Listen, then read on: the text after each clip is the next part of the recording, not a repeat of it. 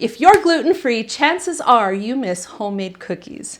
Gluten-free cookies from a package just are not the same as warm cookies fresh from the oven with the smell of them baking filling the house. You just cannot buy that from a store. Here is my ultimate comfort food recipe, and it's the perfect gift to make for that gluten-free person in your life that just needs a little extra love.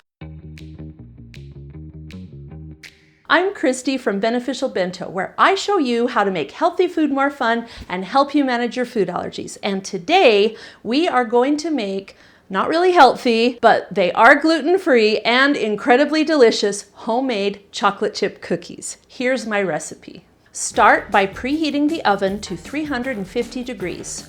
Next, cream the butter, oil, sugars, vanilla, and eggs. And then add the flours, salt, baking soda, xanthan gum, and baking powder. Mix well. I used to make these with bean flour and they were really good, but only if they were cooked thoroughly. Undercooked bean flour dough is bitter and nasty.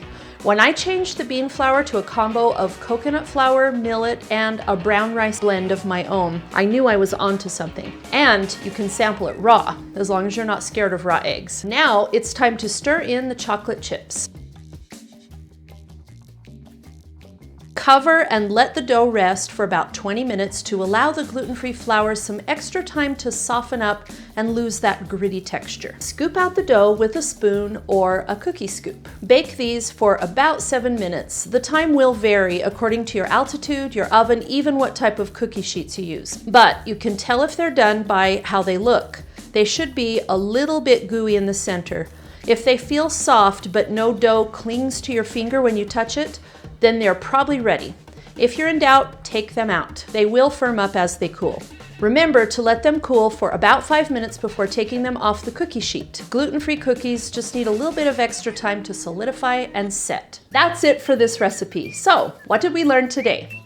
Number 1, don't use bean flour if you like to sample your cookie dough. Number 2, remember to let them cool for just a few minutes before you lift them off the cookie sheet. Number 3, you can't make good chocolate chip cookies without the complete recipe, which you can find on my website, beneficialbento.com. Look for the link in the description. Finally, you can get the instructions for how to make my brown rice flour blend, which I used in this cookie recipe, in my free ebook, Gluten Free Baking for Beginners. Check the description for the link to download that as well. Thank you for joining me in my kitchen, and I will see you soon with another gluten-free video.